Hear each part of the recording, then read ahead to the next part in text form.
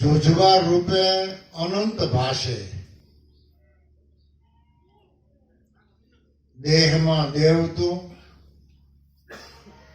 તત્વમાં તેજ તું,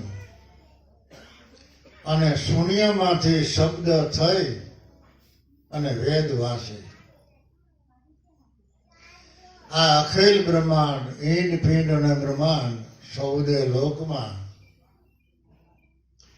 પરિબ્રહ્મ પરમાત્મા કરતા, અકર્તા અને અન્યથા કરતા એ એક જ છે. હવે એ નરસિંહ મહેતાની જે વાણી છે એનો પુરાવો આપણને બાપાએ આપ્યો કે 52 બાર સોહમ કરતા સદગુરુ મૂળ અકર્તા.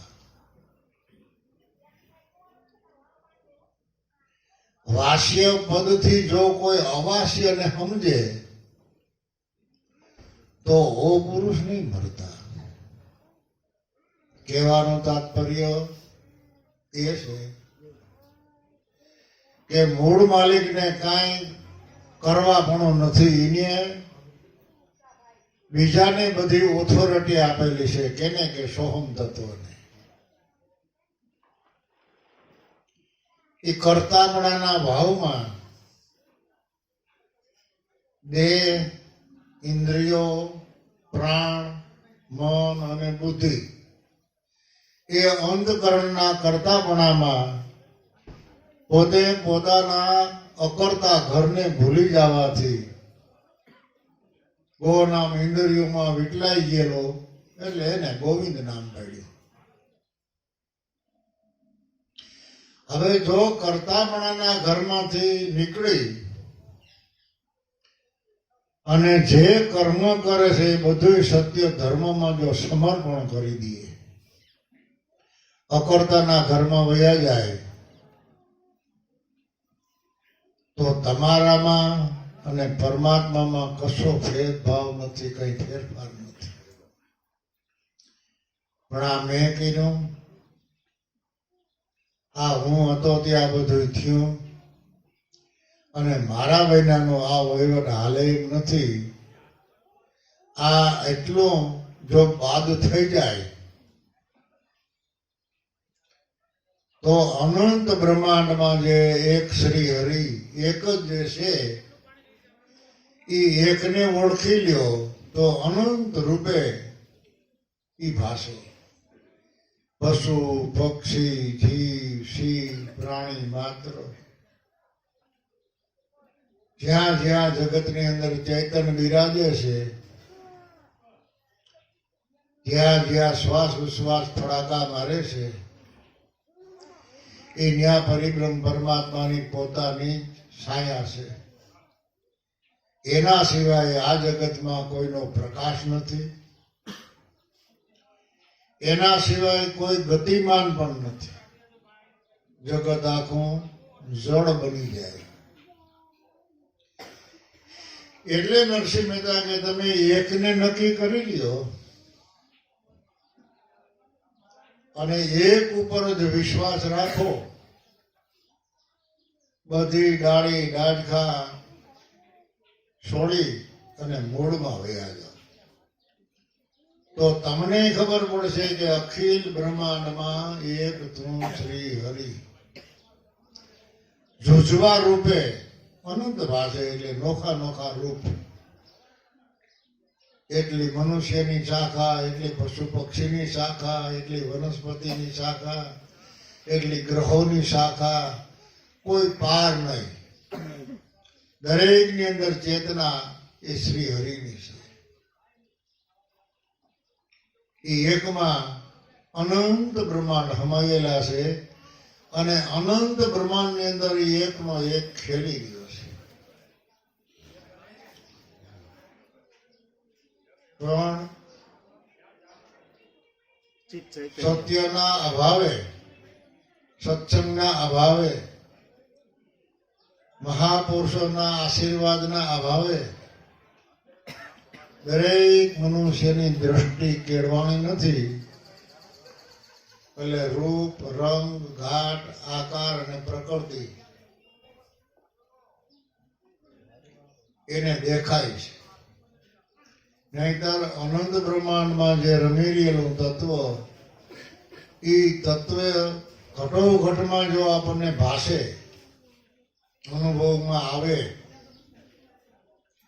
તો આપણી દ્રષ્ટિ કેળવાઈ ગઈ એમ માની લેવું. પછી એમ કરતા કરતા જીવન કેળવાઈ જાય, એમ કરતા કરતા કરતા આપણું મન કેળવાઈ જાય, વાણી કેળવાઈ જાય, પછી સહજ અવસ્થા થઈ જાય.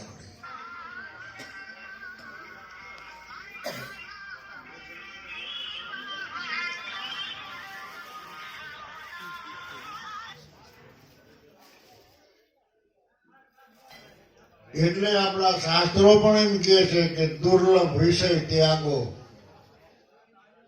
જગતમાં કઠણ હોય તો આ જીવના જે વિષયનો ત્યાગ કરવો ને તે. દેહના વિષય તો એની મેળે મેળે જટાઈ જવાના છે, પણ જીવનો વિષય જે છે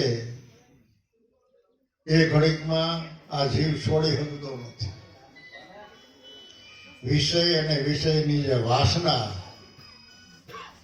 એ મૃત્યુ સુધી સાથે જ રહીએ છે. એમાંથી જો આપણે છૂટા થઈ જાય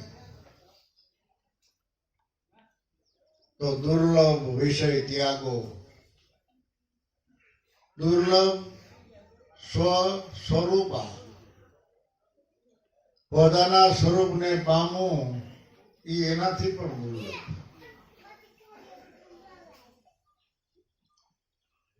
દુર્લભ સહજા અવસ્થા બિન સદગુરુ કૃપા. જે દુર્લભ છે એ સંતોને સેવતા, સંતો મહાપુરુષોની કૃપા દુહા મળતા, આશીર્વાદ મળતા એ બધું સહજ થઈ જાય. તમારી અવસ્થા પણ સહજતા થઈ જાય. તમને એનો ભાર ન લાગે કે એનો ઝંઝટ ન લાગે. તમારું જીવન જ આખું સહજ બની જાય. એટલે અખિલ બ્રહ્માંડમાં એક તો શ્રી હરિ જુજવા રૂપે આનંદ ભાષે. દેહમાં દેવ તું, હે પરમાત્મા, પાંચ તત્વના ખલકામાં દેવ રૂપે તું જ બિરાજે છે, બીજો કોઈ નથી. અને તત્વની અંદર તેજ તમારું છે, બીજા કોઈનો પ્રકાશ નથી. બહાર દ્રષ્ટિ કરી તો પવન તું, પાણી તું, ભૂમિ તું, ભૂદરા, વૃક્ષ થઈ ખીલી રહ્યો આકાશ. હે પરિબ્રહ્મ પરમાત્મા,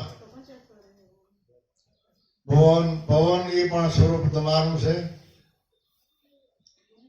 પાણી પણ એ સ્વરૂપ તમારું છે, અને આ ભૂમિ એ પણ સ્વરૂપ તમારું છે. પવન તો, પાણી તો, ભૂમિ તો, ભૂદરા, વૃક્ષ થઈ ખીલી રહ્યો આકાશ. આ જગતરૂપી ઝાડવું જે ખીલી રહ્યું છે એની અંદર ફૂલ આવે, ફળ પાકે, ફરી ફળ ખરે, બીજા ફળ આવે, પણ પોતે અખર છે. એ કોઈ ખરતો નથી કે પડતો નથી, એ કાયમની માટે છે. અને વિવિધ રચના કરી અનંત રસ લેવા માટે હતો શિવ, પણ જીવ થઈ ગયો એ જ આ છે. આ ભૌતિક સુખ,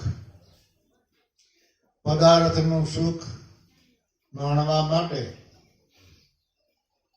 જીવ દિશા આવી ગઈ છે શિવ. અને વાડી પણ આ શિવની છે. અને શિવની હાજરી છે ત્યાં સુધી આ કૈલાસ નગરી છે, અને શિવની ગેરહાજરી થતા અને લાશ કહેવાય. કે ફલાણા ભાઈ વિદેશ ગયા હતા ને તો એની લાશ આવી, એટલે શિવની ગેરહાજરી થઈ ગઈ. એટલે છે શિવની વાણી, પણ જીવ દિશા પોતે પોતાની રીતે હાથે કરીને અજ્ઞાન અવસ્થામાં સંતો મહાપુરુષોના સત્સંગના ભાવે એ જીવ દશા એને એટલી બધી હાસી લાગી ગઈ કે છોડી શકતો નથી. ધીમે ધીમે ધીમે ધીમે ધીમે ધીમે ધીમે કોઈ એવા ગુરુ બાળકોનો સંગ થઈ જાય અને એવા ગુરુ બાળકોના સંગ થતા થતા અરસપરસ વિશ્વાસ જળવાય તો કોઈના કોઈ સંતો એનું ખાતું હોય તો સંતો દ્વારા એને માર્ગદર્શન આપે કે ભાઈ ભજન કરજે, આ ભજનની રીત, અને આપણને જ્ઞાન ને વિજ્ઞાન ગુરુદેવ ઓળખાવે. સતનામ સતવચન એ ગુરુ જ્ઞાન છે, અને સતવચન સતનામ જેના હૃદયમાં પ્રગટ થયું તો એ જ્ઞાનની અંદર જે વિજ્ઞાન છે એ બધા આપણા અવગુણનો નાશ કરી નાખે. એ ગુરુનો વિજ્ઞાન કેમાંથી પ્રગટ થાય? સોમ તત્વમાંથી. એ બધા આપણા અવગુણનો નાશ કરે. બહારનો જે વિજ્ઞાન છે એને તમારા જીવનમાં ન ઉતારતા, એનો ઉપયોગ કરો ધંધા કાબામાં, પુરુષાર્થમાં, ખેતીમાં, કારખાનામાં, જેથી કરીને આપણું કામ સહજતાથી, સહેલાઈથી અને ઝડપથી થઈ જાય. પણ બહારનો વિજ્ઞાન આપણા જીવનને ઉપયોગી નથી. જગતને ઉપયોગી છે, પણ જીવનમાં ઉપયોગી હોય તો ગુરુનો વિજ્ઞાન અને ગુરુનું જ્ઞાન. એને આપણે ટેકનોલોજી કહી. એ બહારીનો ઉપયોગ કરો પણ અંદરમાં નો ઉપયોગ કરતા. જો અંદરમાં એ જીવનમાં ઉતરી જાય ને તો આપણા ગુરુના વિજ્ઞાનને પણ ધક્કો લાગશે અને આપણે બહારના વિજ્ઞાની બની જાવ ને જ્ઞાન ઢકાઈ જાય. જ્ઞાનનો ઉદય થતો અટકી જાય. ગુરુનું જ્ઞાન નહીં તો ગુરુનું જ્ઞાન અને વિજ્ઞાન એનો એ વિજ્ઞાન એ જ આપણો ભવનો ફેરો મટાડે, આપણા જીવનને દિવ્ય એ જ બનાવે. એટલે જુજવા રૂપે અનંત ભાષે એ વાત સાચી છે, પણ એકને નક્કી કરી અને અનંત બ્રહ્માંડમાં એકને જુઓ અને અનંત બ્રહ્માંડની અંદર અનેક રૂપે જે વિરાજી રહ્યો છે એ પાછો એક મહાનાય છે. એટલે રવિ સાહેબે કહી દીધું કે હમ ભેદી કે ભેદી જૂઠા જ્ઞાન કથત હૈ ભેદી. કોઈ સંસ્કૃત વખાણે, કોઈ પ્રાકૃત વખાણે, વચને વાડા વાળે, સમજા વિનાના કરે સ્વાદા, સભી ઘેરા કાઢે હમ ભેદી કે ભેદી જૂઠા જ્ઞાન કથત હૈ ભેદી. પંડિતો વિદ્વાનો લખેલું વાંચે છે, પણ એના એની રીતે એના શબ્દાર્થ ભાવાર્થ સમજાવે છે, પણ શબ્દનો ભેદ એ તો ગુરુ બાળકો જ સમજી શકે છે. કોઈ સંસ્કૃત ભાષાને મહાન કહે છે, કોઈ પ્રાકૃત ભાષાને મહાન કહે છે, કોઈ હિન્દી ભાષાને, કોઈ ગુજરાતી ભાષા, પણ ભાષાનું મૂળ એનો ભેદ છે. બધી ભાષા બધા શબ્દોનું પ્રાગટ્ય કહેતી હતી. એ ભેદ જો સમજાય તો આપણી બધી તાણાવાણ મટી જાય. એટલે જલા બાપા ને ભોજા બાપાએ કહ્યું કે ભાષાને વર્ગે ભૂર, લડાઈમાં ખાટીને આવે ને એ સુરવીર. બરાબર? તેમાં ઊંચી ભાષાથી કે ચતુરાઈ ભાષાથી બોલો એના કરતા લડાઈમાં જે ખાટીને જીતીને આવે ને એને સુરવીર કહેવાય. જમવું છે અને ખાવું છે એમાં શું ફેર? હાલો મને ખાવા દો, એમાં શું ફેર પડ્યો?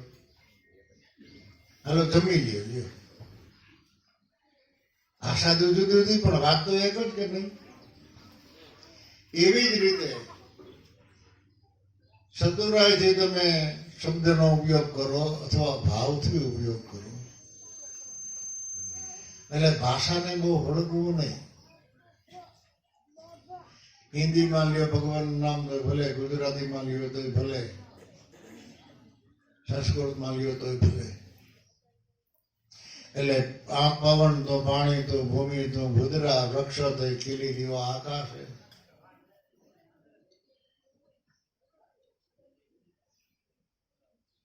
દેહમાં દેવ તું, તેજમાં તત્વ તું, શૂન્યમાંથી શબ્દ પ્રગટ થઈને વેદ વાંચે.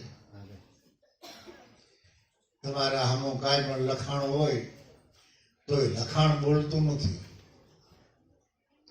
પણ તમારી અંદરથી શબ્દ પ્રગટ થઈ અને એમ કહી દે કે આમાં લખ્યું છે જય ગુરુદેવ. કારણ કે જ્યાં સુધી શબ્દ બોલાતો નથી, લખાતો નથી, ત્યાં સુધી ચેતનવંતો છે. અને જેની ઘડીએ આકાર ધારણ કર્યો એટલે જળ બની ગયો. દિવાલમાં લખો તો પડી ને પછી એમાં ચેતના નથી. અને સંતો મહાપુરુષોના 4 યુગના સંતોના શબ્દ બોલેલા આ જગતમાં હજી પરિક્રમા ફરી રહ્યા છે બ્રહ્માંડમાં, અને ચેતનવંતા છે. જેને જેને સંતો મહાપુરુષોના શબ્દ મળ્યા એનામાં ચેતનાની જાગૃતિ થઈ. અને પાણીથી પવિત્ર નથી થયા એટલા સંતોની વાણીથી મનુષ્ય આ જગતમાં પવિત્ર થયા છે. ઘણાને ગંગાજીમાં જમનાજીમાં જબાઈ રહ્યા, સગવડતાવાળા હોય તો ના આવે 2 વખત 3 વખત, પણ જરાય મનના સુધારા થતા નથી, અંતકરણના સુધારા થતા નથી, વાણીના સુધારા થતા નથી.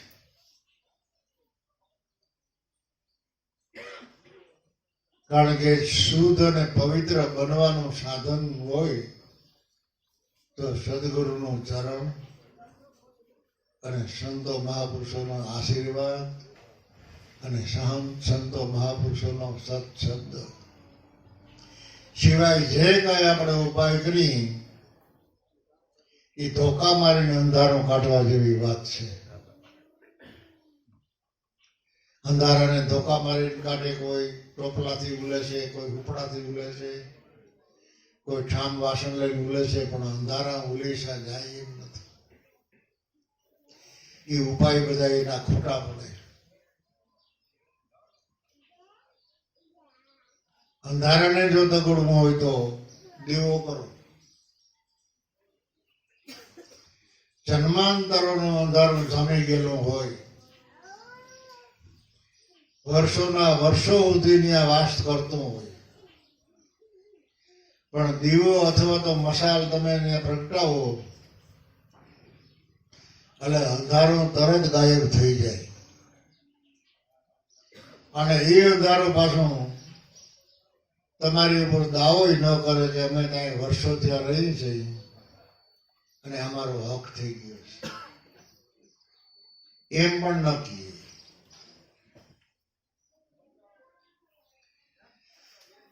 એટલે અંધારું ઉલેસવાનું સાધન હોય તો દીવો અથવા તો મશાલ. એમ આપણા ઘણા અવતાર વયા ગયા. મહાપુરુષો તો ઘણી વખત એમ કહેતા કે હે જીવ,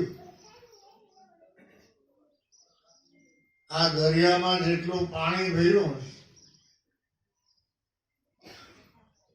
એટલું તો આ જગતમાં માતાનું ધાવણ ધાવી અને વિયોગ, તો કેટલા અવતાર વયા ગયા છે.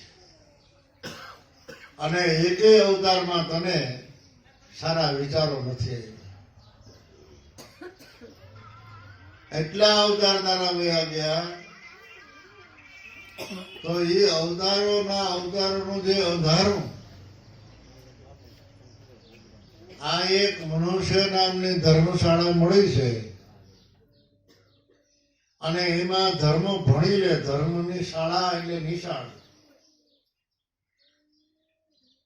સદગુરુ પાસે જઈ અને શ્રોતા બની એના શબ્દને ગ્રહણ કરી અને તારા જીવનને દિવ્ય બનાય. એમાં તારે કાંઈ ખર્ચો કરવાનો નથી. પરમાત્માને સમજવા, પરમાત્માને ઓળખવા, એમાં સ્થિર થવું, એની માટે કોઈ પણ ખર્ચાશે નહીં. કઈ રોકાણ કરવાનું નથી. રોકાણ કરવું હોય તો એક મનના વેગનું રોકાણ કરો અને બુદ્ધિના ડાપણનું રોકાણ કરો. પણ વ્યવહારમાં તો 5 પૈસાની જરૂર પડે. ક્યાંક જવું હોય તમે ડગલો ભરો એટલે 10 રૂપિયા જોઈએ. વ્યવહારમાં જ્ઞાન ઉપયોગી નથી. વ્યવહારમાં તો પુરુષાર્થ ધંધો કરી 5 રૂપિયા મેળવી અને ક્યાંક તમારે મેળાવલામાં જવું, કોઈને મળવા જવું, અથવા તો ઝીણા મોટી આપણે ઘરમાં ચીજ વસ્તુ જોતી હોય એ મેળવવા માટે પુરુષાર્થ ધંધાની જરૂર છે. દેહનું અભિમાન છોડીને ધંધો કરો. ધંધામાં પીછેહટ નહીં કરવાની કે મારા કપડાં બગડી જાય, મને પરસેવો વળે, મને તડકો લાગે, મને થાકોડો લાગે. એવો જો કંટાળો લાવશો તો તમારો વહીવટ ખોરવાઈ જાય. હક નીતિનો ધંધો કરી અને જે મળે એમાં સંતોષ રાખી અને 24 કલાક આનંદ કેળવો.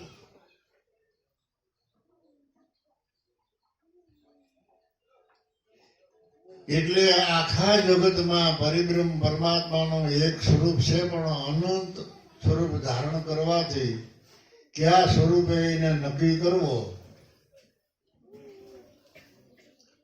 એ મોટામાં મોટી આટી છે. પણ સદગુરુ ચરણ દ્વારા જો આપણને હાસી સમજણ મળી જાય તો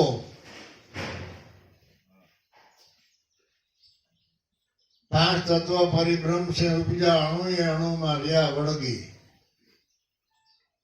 ફળ ને ફૂલ એ વૃક્ષના જાણવા થડ થકી ડાળ ન હોય અળગી. ઝાડવું હોય અને થડથી ડાળ નોખી પડી ગઈ હોય તો એમાં ફૂલ કે ફળ કઈ ન આવે.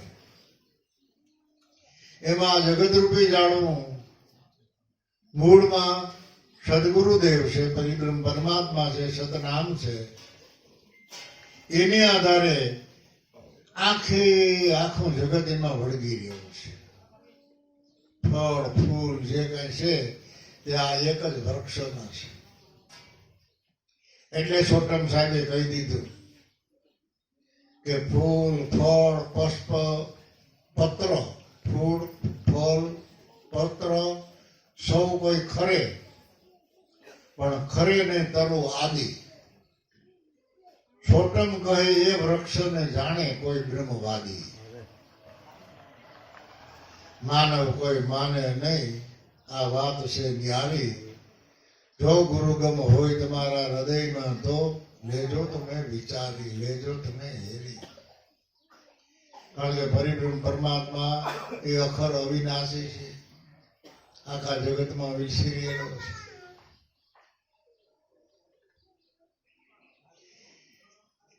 એટલે નરસિંહ મહેતા કહે બીજમાં વૃક્ષ તું, વૃક્ષમાં બીજ તું, જો પટંતરો તુજ પાસે. ભણે નરસ્યો એ મનની સાધના. તમે પ્રીત રાખો તો પ્રેમથી પ્રગટ થશે. જ્યાં સુધી હેત અને પ્રીત નથી આપણામાં જાગરી ત્યાં સુધી પ્રેમ ન જાગે ને પ્રેમ ન જાગે ત્યાં સુધી પ્રગટ ન થાય. એક બીજમાંથી આખું આ જગત રચાણું છે. બીજમાં વૃક્ષ હતું. કોઈ પણ બી આંબાનું બી હોય એને તમે ગમે એ ચશ્મા ચડાવીને જુઓ, વિજ્ઞાનથી જુઓ તો એમાં આંબો દેખાતો નથી. દેખાય પણ એમાં આંબો છે. પણ એ બીજકનો જમીએ એને કોન્ટેક્ટ કરીને પાણી પાયા રાખો, પ્રીતથી પ્રેમથી ધીમે ધીમે ધીમે ધીમે ધીમે ધીમે ધીમે એ બીજમાંથી અંકુર ફૂટે. એમાં બે અંકુર ફૂટે, એક અંદર જાય અને એક બહાર આવે. અંદર જાય છે એ મૂળ છે અને બહાર આવે એનો જવાબ છે કે મૂળ પકડાણું. મૂળ પકડાય તો બહાર જવાબ આવે. જો મૂળ ન પકડાય તો જવાબ ન આવે. કે આવે એમ નાભી મૂળ પવન વેલા, વક્તા હે ગુરુ સુણતા હે છેલા. એમ નાભી મૂળમાં જો તમારું ધ્યાન, અભ્યાસ, અનુભવ પહોંચી જાય તો દરેકના ઘટમાં જે સંતો મહાપુરુષોના હૃદયમાં, સંતો મહાપુરુષોના શ્રી મુખમાંથી જે સત્સંગ ધારા પ્રગટ થતી એને વેદ ધારા કહેવાય, આકાશવાણી કહેવાય, દેવવાણી પણ કહેવાય. પણ એ વાણીનું પ્રાગટ્ય સદગુરુના શ્રી મુખમાંથી. કારણ કે મૂળ પકડાણું. પણ મૂળ નાશમ તો કદમ નાશ શાખા. જો મૂળનો જ નાશ થઈ જાય તો પછી શાખા તો એકે રહેવાની નથી. કે રીએ ડાળી ડાળી બધા સુકાઈ જાય. એટલે મહાપુરુષો કે છે કે એક બાજુથી કે મૂળ વિનાનું આ દેહ જાળવું, અને બીજી બાજુ એમ કે છે કે એની પાડું ઘી પીવાડ. એક બાજુ એકના એક સંતો વાણીના કહે છે કે મૂળ વિનાનું છે આ, જાળવું એને પડતા નહીં લાગે વાર. અને એ આંસુ દેખાય છે. પણ બીજી બાજુ પાછા સંતો એમ કે છે કે ઉગી છે અમર વેલી, મૂળ તો પિયાળે મૂકી. ઠેઠ પાતાળ સુધી એના મૂળ મૂકી ગયા છે. આ ઝાડવું ફૂકાય એમ નથી. પણ એ સ્વતની વેલ છે, આ દેહ નહીં. દેહ મૂળ વિનાનું ઝાડવું સાચી વાત છે. પણ જેને આધારે દેહ છે, જે સત્ય છે, એનું મૂળ બહુ ન કહેવાય. એ કોઈ દી નાશ થવાનો નથી, થયો નથી. એટલે મહાપુરુષોના શબ્દોને ભાગશાળી જે આત્મા હોય, પૂર્વની કમાઈ વાળા હોય અને અત્યારે કમાઈ કરવી એવી એની દાનત હોય, એવી એની લાગણી હોય, તો પુરુષાર્થ ધંધો કરતા કરતા જગતના વ્યવહાર હચવતા પણ પોતાનું જીવન દિવ્ય બનાવી અને જગતમાં અનેક ને સત્યને રાહે હાલતા કરી અને પાછા હાથ તાળી દઈને આ જગતમાંથી વહ્યા ગયા. અને કોઈ ગજ ગંગા પાસેથી ક્યાં સંતો મહાપુરુષો શું લઈ ગયા કયો? સંતોનો તો વેપાર કેવો કે તમારામાં જેટલા અવગુણ હોય અમને દઈ દો, એટલે તમારે ભોગવવાની. અને ગુરુના સ્વરૂપમાંથી જેટલા ગુણ લેવાય એટલા તમે લઈ લ્યો. એટલે ગુરુદેવ ગુણ આપણને ફ્રી આપે છે. અને અવગુણની ભારી બાંધી અને બ્રહ્મ અગ્નિમાં હોમી દે એટલે ગુરુને ન ભોગવવા પડે કર્મ, અને શિષ્યને ન ભોગવવા પડે. અને એનો પુરાવો બાપાએ લખ્યો મોતીમ કી માળામાં કે શુદ્ધો જગાડી, મમતા મટાડી, કર્મનું પોટલું ભાળી. બ્રહ્મ અગ્નિમાં હોમી દીધો, અવગુણ આપ વિચારી જગતમાં સદગુરુ સંત ઉપકારી. આ જીવ આ જગતમાં જ્યારે જ્યારે જન્મે મનુષ્ય દેહ ધારણ કરે ત્યારે હો ના કર્મના પોટલા ભેરા લઈને જ આવે છે. એ કર્મના પોટલા એને ભોગવવા પડે. પૂર્વના આપણા જે કરેલા કર્મો છે એ અત્યારે આપણે ભોગવીએ તો જ્ઞાનની દ્રષ્ટિથી ભોગવવાના, ગુરુના ચરણમાં રહી અને પ્રેમથી ભોગવી નાખો. સુખ દુઃખ હાનિ લાભ જીવન મરણ જસ અબજસ જે કાંઈ મળે એ બધા કડવા મીઠા બધા ઘૂંટડા ઉતારી જાઓ અને એ કર્મ ભોગવી નાખવો એટલે એ નાશ થઈ જાય કર્મનો. અને નવી ભૂલ ન થવા દેવી એ ધ્યાની, બીજી ભૂલ ન થવા દેવી એનું દ્રષ્ટાંત આપણે લઈ કે આપણે થોડીક ભીડ હોય વ્યવહારિકમાં અને થોડાક ભિહાણા હોય વ્યવહારમાં, તો કોઈ આપણને જાણતા પીસાણતા હોય ને આપણા ઉપર જેને વિશ્વાસ હોય એની પાસે જઈને આપણે કહીએ કે ભાઈ મારે 2000 રૂપિયાની જરૂર છે, હું ધીમે ધીમે તને દઈ દઈશ. પણ ક્યારેય દઈ દઉં 6 મહિનામાં વરદીમાં એ વાત નહીં, પણ મને જેમ જેમ મારા હાથમાં આવતા જાય હું દેતો જાય કે લઈ જાય. લઈ ગયા પછી આપણી પાસે 4-5 વર્ષ થયા તો 100 રૂપિયા દેવાની આપણી પાસે સગવડતા થઈ નહીં. પછી ઓલો કાયમ ધક્કા ખાય અઠવાડિયે 10 દી 15 દી એટલે કંટાળી જાય કે ન કંટાળી જાય. લેણાનો ધણી લાવી ગયો ભાઈ તારે દેવા નથી, તારી દાને જ નથી, તું ખોટો છો, આમ છે તેમ છે, જે કે સાંભળવું પડે. પછી એમ કરતા કરતા કરતા કરતા આપણા મગજમાં જો હાસી સમજણ આવે તો એવું નક્કી કરી લેવું કે આ કરજ બુરાઈ જાય. પછી ગમે એવી ભીડ પડે ને તો 10 રૂપિયા કોઈ પાસેથી લેવા નથી, ભલે એક ટાણું ખાવું પડે. નવું હવે કરજ થવા દેવાનું નથી. આ જો એટલું છૂટી આમાંથી નીકળી જાય તો ગંગાજી નાયા. એટલે આપણે આ સંતો મહાપુરુષોની ભીડ ભોગવી લેજો, સાદું જીવન જીવી લેજો, સાજ રોટલા ખાઈ લેજો, પણ માથે દેવું ન થાય એની કાળજી રાખજો. એ વ્યવહારિક વાત છે. અને આપણે જે પૂર્વનું જે કરેલા કર્મ છે એમાં ક્યારેક નુકસાની થતી હોય, ક્યારેક લાભ મળતો હોય, ક્યાંકથી જહ મળતો હોય, ક્યાંથી અબજહ મળતો હોય. આવું બધું જે થતું હોય એ આપણા પ્રારબ્ધ છે. કારણ કે પ્રારબ્ધ કર્મ ભોગવા વિના એનો છુટકારો જ નથી. કર્મ કરે સચી બાત હે, બિના કર્મ કશું નહીં હોતા. વિધાતાએ જે લખેલા લેખ ટાળ્યા કોઈથી નહીં ટળતા.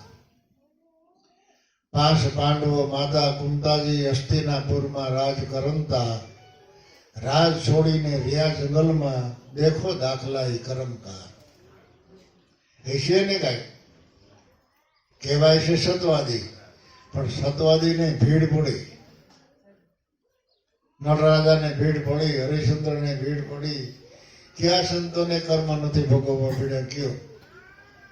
એટલે આપણે એવો ગર્વ ન કરવો કે એવું અભિમાન ન કરવું કે કર્મ આપણને ન નડે. નડે કર્મ બધાને નડે. કર્મ અગ્નિ જેવું છે. અજાણપણે અગ્નિમાં હાથ મુકાઈ ગયો તો અગ્નિ કોઈને છોડે નહીં. એમ ભૂલથી જો તમને ખબર વિનાની ભૂલ થઈ જાય તોય ભોગવવી પડે. માટે જાગતું રહેવું, છેદતું રહેવું અને સમરી લે શ્રી હરિ મેલ મમતા ભરી, જોઈ લે વિચારીને મૂળ તારું, તો કોણ ને કોને વળગી રહ્યો, આ સમજ્યા વિનાનું કરસ તું બધું મારો મારું. તો સમરણ મીંડને કરવા ભાઈ તને હું વાંધો શું છે કે બીક શું છે, ડર કેનો છે? એવો ડર છે કે જો ભક્તિ કરશું, ગુરુનું સ્મરણ કરશું, સંતોની સેવા કરશું તો કુટુંબ રિહાઈ જાય, હગાવાલા રિહાઈ જાય, અથવા તો ઘરમાં માન 5 પૈસાથી વ્યાજ જાય. આવો ભય જો હોય તો એ ભય તારો ખોટો છે. તું ભજન નહીં કરવા, સ્મરણ કરી. અને જે તને મમતા છે ને એ મમતાને મૂકી દે. તને કોઈ છોડી શકે એમ નથી, કારણ કે જગત મમતાનું છે. તું મમતા મૂકે એ કેમ છો ગુરુચરણ મારે, પણ જગત તારામાંથી મમતા છોડે એમ નથી. કોઈ રિહાય એવા નથી, અને રિહાય તો આ પીડા પીડા છે, એ મમતા છે. વિચાર કર ગુરુ ગમતી કે દેહ તારી નથી, જોઈ લે જુગતી કરી, રાખતા નરીએ નિશ્વે જાય. દેહને રાખવી છે આપણે, ગમે છે. દેહ મૂકીને જવું નથી, પણ જવું પડે કે ન જવું પડે? જવું પડે ને. બહધારણીય નામના ઉપનિષદમાં યાજ્ઞવલ્ક્ય મુનિએ એમ લખ્યું છે કે દેહને હું માને કોઈ, મહાદોષી કહીએ સોય. આત્મબુદ્ધિ જેને ભાઈ, પુણ્યશાળી કહીએ તાય. દેહને જો કોઈ આત્મા માનતો હોય અથવા તો દેહને હું માનતો હોય તો એ મહાદોષી છે.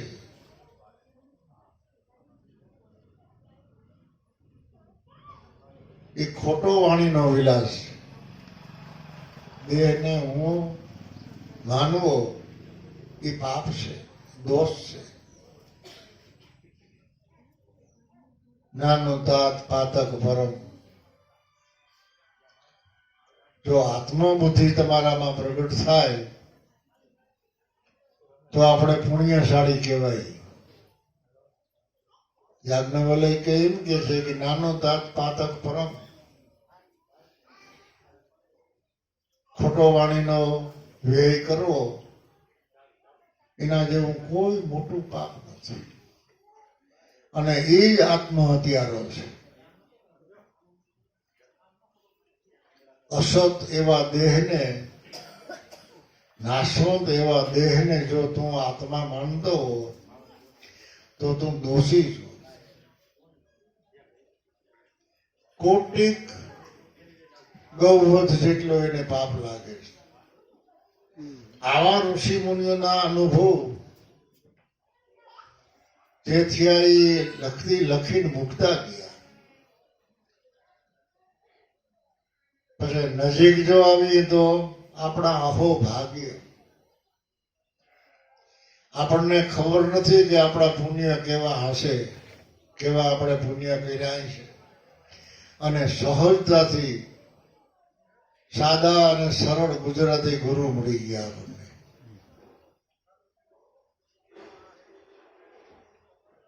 વળી આપણે જેને હાંસવી શકીએ એવા ગુરુ મળ્યા. જબરજસ્ત વહીવટ વાળા ગુરુ મળ્યા હોય તો આપણે ત્યાં જઈ પણ ન શકીએ, મળી પણ ન શકીએ, આપણે ઘીરે પથરામણી પણ ન કરી શકીએ.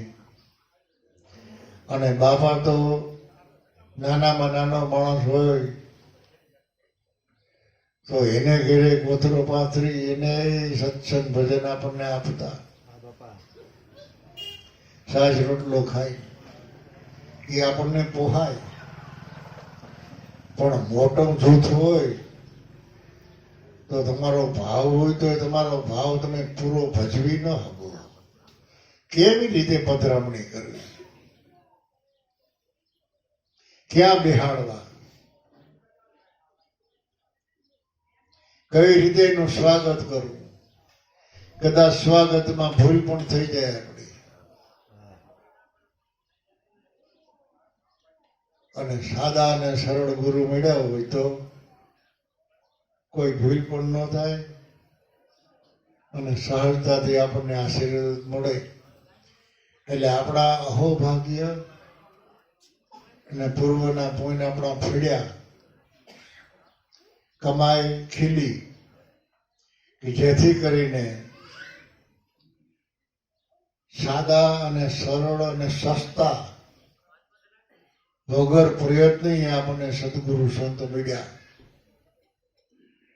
તો એ ગુરુનું ભજન બાંધી લેજો ગળે, પછી ખર્ચે નાણે નહીં મળે. મન હરાયું ઢોર છે એને પાછું વાળો તો વળે. ગુરુનું ભજન, સાંઈના ભજન તમે બાંધી લેજો. ગળે બાંધવા જેવું હોય આ જગતમાં તો એક સદગુરુનું ભજન અને સદગુરુનું સ્મરણ. પણ ઘંટીનું પોળ ગળે બાંધીને આપણે તરવા જઈએ તો અમે કાંઠે જઈ ન શકીએ. કે જઈ શકીએ?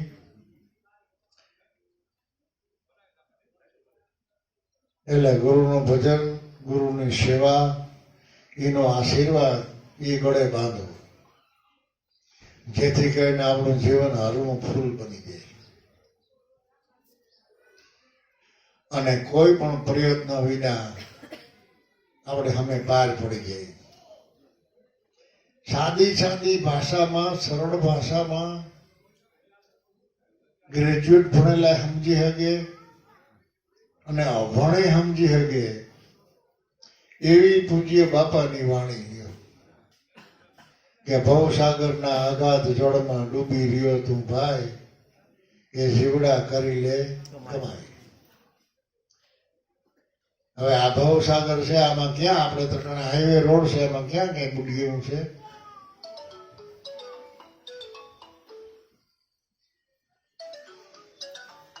પણ જે જગતનો વ્યવહાર, જે સંસાર છે એ સાગર રૂપે છે,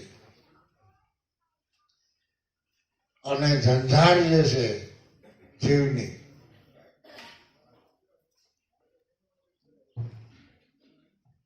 એ આપણને તરંગો તરંગો તરંગો દ્વારા આપણને આ પાણીમાં ગરકાહ ભરાવે છે.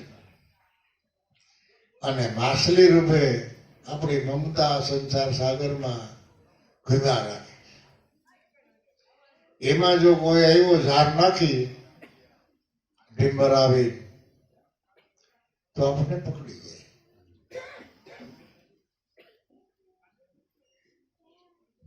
અને પૂર્વની કમાઈ કરીને આપણને મનુષ્ય દેહ મળ્યો, અને જો સંતોનો સત્સંગ અમૃત જેવો લાગે, મીઠો લાગે, તો આ વિષય બધા આપણને ઝેર જેવા લાગે જગતના. અને લાગે તોય ભલે, ન લાગે તોય ભલે, હકીકતે ઝેર જેવા જ છે. હકીકતે તમે જુઓ તો જે વિષય છે બધા ઝેર જેવા છે. પણ કેના જીવના વિષયો? જહાં જહાં ગોસર મન જાય, તહાં તહાં માયા જાલ દિશાઈ. તુલસીદાસ કે જ્યાં જ્યાં જગતમાં તમારું મન જાય, જ્યાં જ્યાં તમારી દૃષ્ટિ જાય, ત્યાં બધે પરિબ્રહ્મ પરમાત્માની રચના રચેલી છે. અને એ માયા જાળમાં આ જીવ ફસાઈ ગયો છે. અને એ વિષયને જો છોડી દે, નિર્વિષય બની જાય, તો નિર્વિષય બનવા માટેનું સાધનમાં સાધન હોય તો આ સ્મરણ, સંતોની સેવા અને એનો સત્સંગ સિવાય બીજા કોઈ સાધન નથી. દ્રઢ વિશ્વાસ રાખી અડગ મતાથી ગુરુનું ભજન કરો ભાઈ.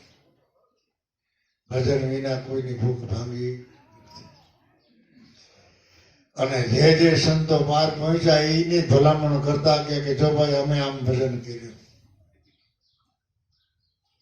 અમે અમારા ગુરુને ભગવાનના ભગવાન માન્યા, અમારા ગુરુના ચરણ ધોઈ ચરણામણ તમે અમારા હૃદયમાં પધરાવ્યા, અને એના બોલ વચને વચન અમે પ્રમાણ માન્યા. જો એવું તમે કરશો તો તમને ફાયદો થાય, તો તમે પણ આ ભવસાગરમાંથી બસી જાઓ. તો દરેક સંતો આદિ અનાદિના એમાં જાત વરણ પરિસ્થિતિ હમું કોઈ કઈ જોયું નથી. દરેક સંતો મહાપુરુષો ધનાઢ્ય નહોતા, હે, અને દરેક મહાપુરુષો ભણેલા ગણેલા નહોતા. એમ દરેક મહાપુરુષો સંતોને ભજન વાણી પણ નહોતી આવડતી. આ ભજન બોલે વાણી બોલે એના ઉપરથી સત્સંગ લેવો એવું પણ સંતોને ઘણીને નહોતું આવડતું. પછી ધીમે ધીમે ધીમે ધીમે ધીમે પ્રગતિ થઈ.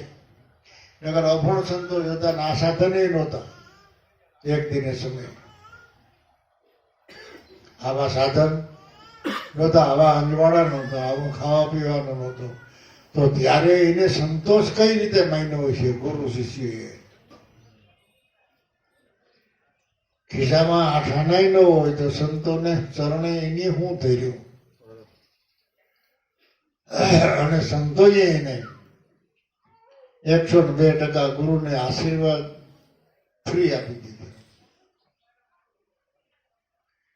પણ કિંમતીમાં કિંમતી વસ્તુ ગુરુના ચરણમાં એને સમર્પણ કરી દીધી. કારણ કે કિંમતીમાં કિંમતી જો વસ્તુ હોય તો આપણું જીવન. જીવન પછી એમાં મન છે, બુદ્ધિ છે, વાણી છે, વિચારો છે, આખું જીવન જ સમર્પણ કરી દીધું. તો પછી વાહે વૈધ્યું હું? એ પ્રાચીન સંતોની વાણી હજી આપણને યાદ આવે છે. આજથી 200-500 વર્ષ કે 1000 વર્ષ પહેલા ક્યાં સુવિધા હતી? છતાં એ પુરુષ કેવા બધા ચોક્કસ પુરુષ. એના બોલ બદલા નહીં, એના વિચારો બદલા નહીં, એની દ્રષ્ટિ બદલી નહીં, એનો વિશ્વાસમાં કઈ ફેરફાર ન થયો, એની દ્રઢતામાં કઈ ફેરફાર ન થયો, અને છેલ્લે સુધી પાર પડી ગયા. એના ઉપરથી આપણને અનુભવ થાય ને કે સંતોને રીઝવવા માટે બહારની કોઈ પણ વસ્તુ ઢગલા કરી દો ને તો એ આપણા મનનો વેગ છે કે મારા ગુરુ માર્ગને રીઝવી દેશે. પણ સદગુરુ તો કાયમને માટે રીઝેલા છે, એને રીઝવવા પડે એમ નથી, એને સમજવાના છે.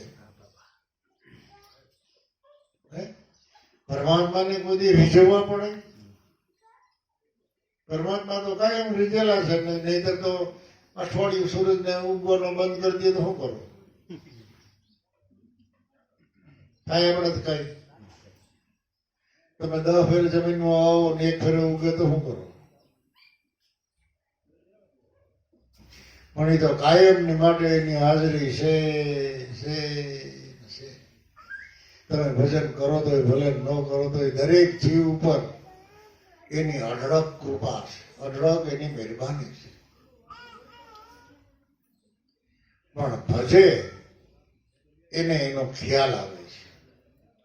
નથી ભજતા એને ક્યાં કોઈને ભીખા રાખે છે? એટલે એને રીઝવવાની કોશિશ નહીં કરવાની, એને સમજવાની કોશિશ કરો. સમર્પણ ભાવે જીવન વિતાવો કે સર્વ સહી ગુરુ ચરણમાં સમર્પણ. તો ગુરુદેવ એમ કે તું મને જે સમર્પણ કરો છો એ હું તને આપું પાછું. હવે તે સમર્પણ કરેલી જે વસ્તુ મને આપી છે એ હું તને આપું, તો તો હવે એનો તારે સત ઉપયોગ કરવો અને સદગુરુનું સ્મરણ કરતા કરતા કરતા કરતા એ બધી વસ્તુને વાપરવાની. તારું તો નથી, મારે જોતું નથી. આવી જયારે ગુરુ શિષ્યની જોડી બને ને એ પાર પડે. બાકી ગુરુ હોય લાલચુર, છેલ્લા હોય લોભી, દોનું ખેલે દાવ. એ દરિયામાં વસોવસ ગુડે પછી બેયનું નાવ. ઓલો લાલ છે સંતોની સેવા કરતો હોય લોભે લોભે, અને ગુરુ પાછા એવા લાલચુ હોય કે ધનવાન છે, મોટો માણસ છે, ઉદાર છે. અને જો આવા બે પાંચ શિષ્ય હોય તો આપણો વહીવટ હાલે. એ કોઈ દી બહાર ન પડે. જ્યાં ભૂગવું છે ત્યાં એનું નાવડું ભૂગે નહીં. માટે ગુરુ ચરણમાં રહી બે વાત કરો. ગુરુ ચરણમાં રહી અને આપણા વ્યવહાર રાખો. ગુરુ ચરણમાં રહી બે વાણી બોલો. ગુરુ ચરણમાં રહી અને પુરુષાર્થ કરો, થાકડો નહીં લાગે. અને જે કાંઈ કર્મ કરીએ તે હાંજેથીનું એ હાંજે બધું ગુરુ ચરણમાં સમર્પણ કરી દેવું. અને આપણે આપણો વિચાર કરવો કે સવારથી સાંજ સુધીમાં આપણું મન કેટલા ટકા ગુરુ ચરણમાં રહ્યું અને કેટલા ટકા વ્યવહારમાં રહ્યું, એનો ટોટલ મારવો. કેટલી વખત આપણે ડગી ગયા. એટલે એમ કરતા કરતા કરતા કરતા કરતા કરતા તમારો અખંડ ભાવ જાગી જાય અને અખંડ આનંદ પછી આપણા હૃદયમાં પ્રગટ થાય.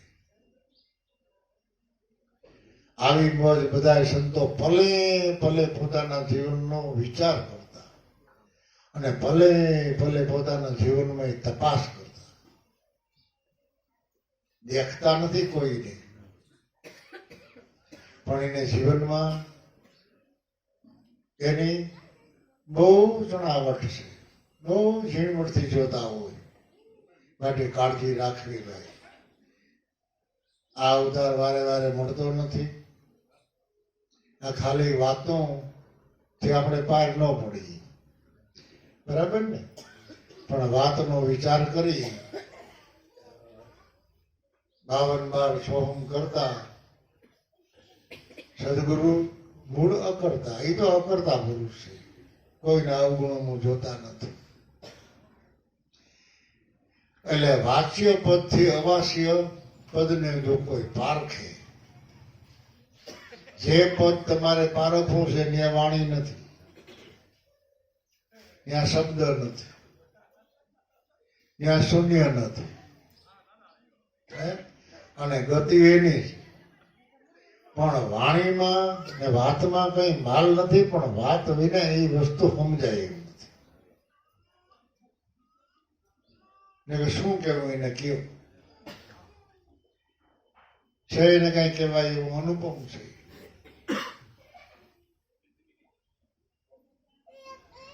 એટલે ધ્યાનથી નવધામાં નહીં, નિવેડો દસધામાં દર્શાવશે.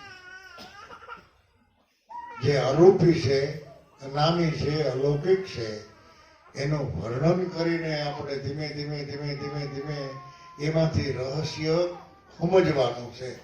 પણ વાણી એ સત્યને સમજાવે છે, પણ વાણી પોતે જો વળગી રહ્યા આપણે એમાં, તો શબ્દાર્થમાં, એના ભાવાર્થમાં, એના લક્ષાર્થમાં થોડો ઘણો જો ફેર રહી જાય અથવા તો સમજણ ફેર રહી જાય તો આપણે થોડુંક આઘું પડી જાય. માટે આધીનતાના ઘરમાં રહી, ગુરુ ચરણમાં રહી અને ગુરુ ગુણ ગાવ, આનંદ કરો, મોજ કરો. બોલો સદગુરુદેવ.